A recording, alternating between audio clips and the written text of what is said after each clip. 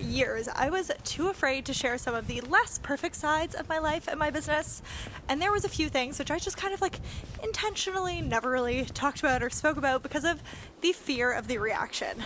But it also led me to coming across as this perfect person online, which is definitely not the case either. You all, however, reacted so kindly and spoke so sweetly of my life updates video on why we really moved to London, and that made me feel like, okay, I can share with them these 10 things which I was always too afraid to talk about in the past.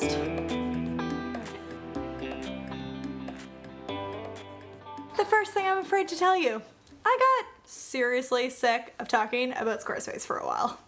There's only so many times you can talk about how to move a spacer block until you're just kind of getting bored. But the problem is when you build a business on that thing, you kind of have to keep talking about it. And the other difficulty is when you build a personal brand, there's not really anyone else that can talk about that. So there was a period of time in my business where I was very much so struggling to keep up with creating content because I just wanted to talk about something other than how to move a block.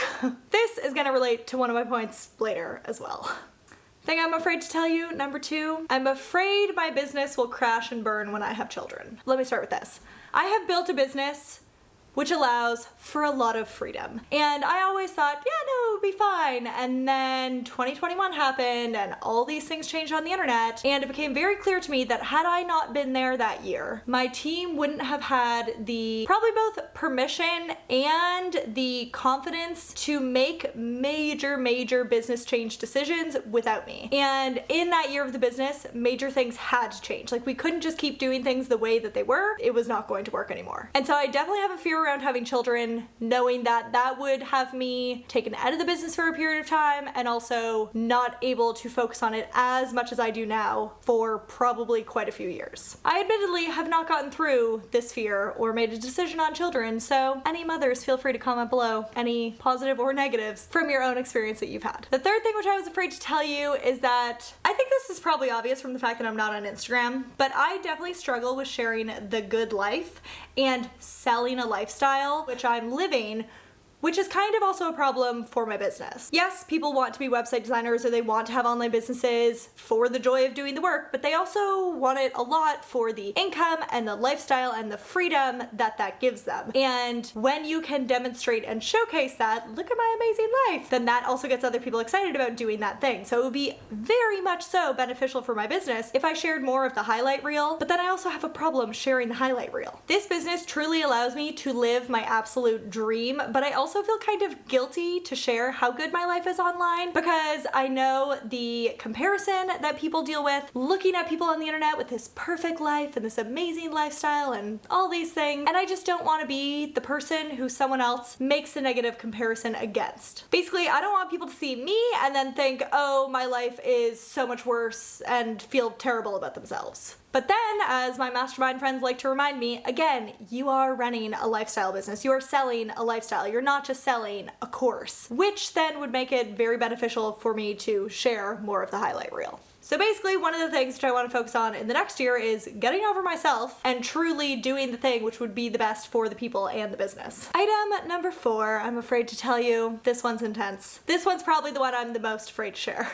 And it relates to point number 1. I didn't create any of my own content for almost 2 years. Let me explain how this happened and how we got here and where we are now. So a couple years ago, Squarespace released a new version of Squarespace. We are also about to run a launch like 2 weeks from then, but I couldn't run the launch without having the course updated. So that left me 2 weeks time to completely remake this entire course, which I got done. But that meant that literally everything else on my to-do list, I was like, no one talk to me. I just need to sit and I just need to do this thing for the next 2 weeks straight. And I got it done. But that meant that blog posts were gonna have to get put on the back burner. And so I just asked one of my team members, I was like, hey, I need help. Here's my ideas of content, which was supposed to be going out over the next couple weeks. Could you try to put together a blog post and sound like me? And she absolutely nailed it.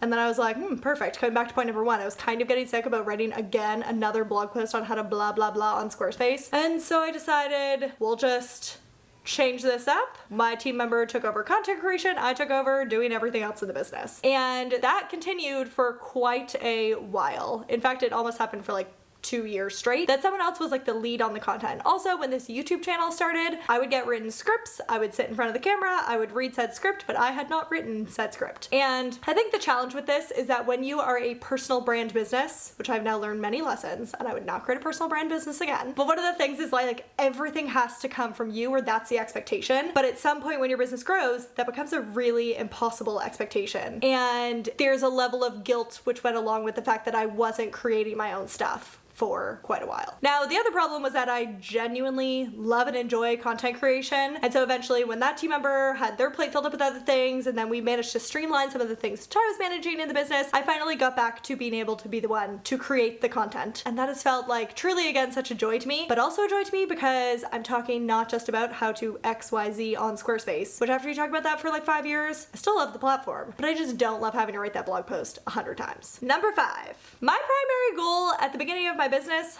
was not to change the world. It was to pay my rent. I have a slight guilt around this because so many people, they go out and they're like, I want to make this business, I want to change the world, and I have this big vision and blah blah blah, and I'm just so passionate about these people. And like, I have to be honest, my like first thought process when I started my business was like, I need to pay rent abroad. How do I figure out doing that? And so I always had this feeling of like, oh, I don't have a real why in my business, I don't have a real purpose in my business because it's not for the greater good. And that was something which I was always afraid to share because like the motivation at the beginning was paying my rent and my own immediate needs and not some big vision. I can say, however, that now I've worked with quite a lot of students, I can tell you that I feel less guilty about this because I think that's actually the case for like 99% of the people which I work with, is it starts from a desire of like, I really hate my boss, or I really want to be able to work from home, or I really want to whatever, pay my rent, make more money, have a side hustle, all these things. I think the change the world business ideas might be a bit more unusual.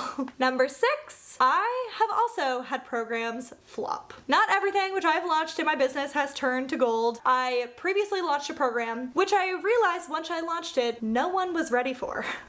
And people in my audience just weren't at the stage of their business to be able to do and implement and make use of this program which I want to offer, which made me realize, 1, importance of doing your market research before you go to launch something, and 2, if you want to launch something with your audience is not ready for yet, it just means that you need to take time creating the content and building the audience so that those people will then exist in your audience. It's not like they don't exist, it's just they're not in your audience yet.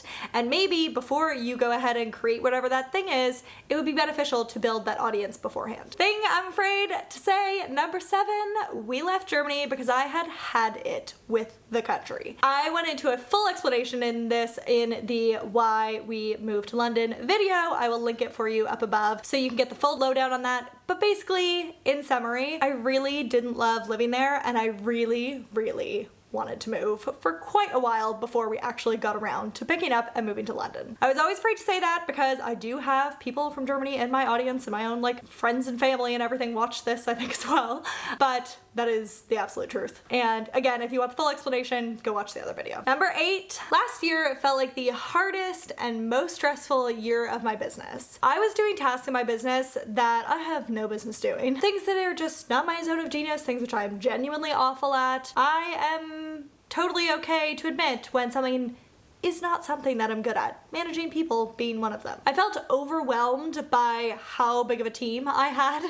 I also felt more alone than ever in solving problems. Problems came up in different people's roles, and I suddenly had to go in to try to find the solution to them because it was a problem that had no clear solution, and so therefore it just takes the person who runs the business to go in and make the decision. There's a reason I did not write an annual recap of last year when I've written one for every past year of my business, and that's because by the end of the year, I didn't want to think about the year anymore. I just wanted to like move forward and have a better year this year, which thankfully did happen. We changed up a lot of the roles in my business. We changed the number of hours that people were working as well. We were finding before that we had like someone doing 5 hours here and 10 hours there and this and this and this, and it was just a lot of people doing very small things, which just led to like mass chaos and confusion. And I say mass chaos, it wasn't that bad. Like the business still functioned well and everything, but the amount of coordination and back end of managing people and team and coordination was just not enjoyable, and again, not something that I'm good at or enjoy doing. Number 9, I have made millions and yet I still have money mindset issues. When people talk about money mindset, it seems like, no, you hit this limit, maybe 6 figures or something, and you cannot surpass that unless you solve your money mindset problems. And sorry to all the money mindset people, but I have found that is not the case. Believe me, I've gone on to make millions in sales and I still have money mindset problems. There is no hard limit of like money mindset issues stop you at this point, but there is some things which I notice about I just think like, oh no, I could never charge that much money, and then have to solve that money mindset problem before I can move on to the next level. But I don't think it's as hard of a stop as most people think it is, and you can actually make millions still with having money mindset problems that you need to work through. And number 10, money has created some strangeness in some relationships in my life. Most people who I know are just thrilled about my success and are cheerleading me on, and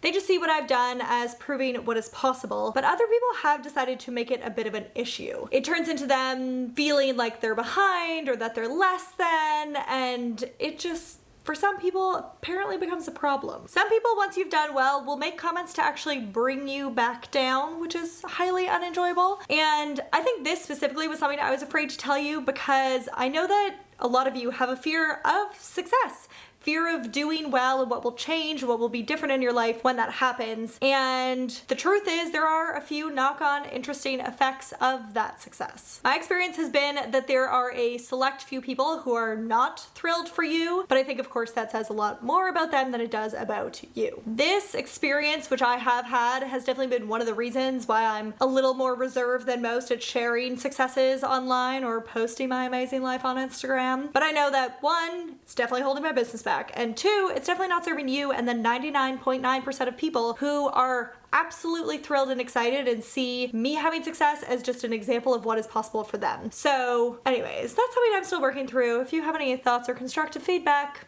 please feel free to leave it in the comments. So friend, that is it. Those were the 10 things I was afraid to share with you. Very curious to read the comments on this one. Please do leave them below. I would love to see what you think. And if you want more real honesty in a video and life updates on what's been going on for us, more so in our personal life with the whole move and everything and why that happened, definitely check out this video next.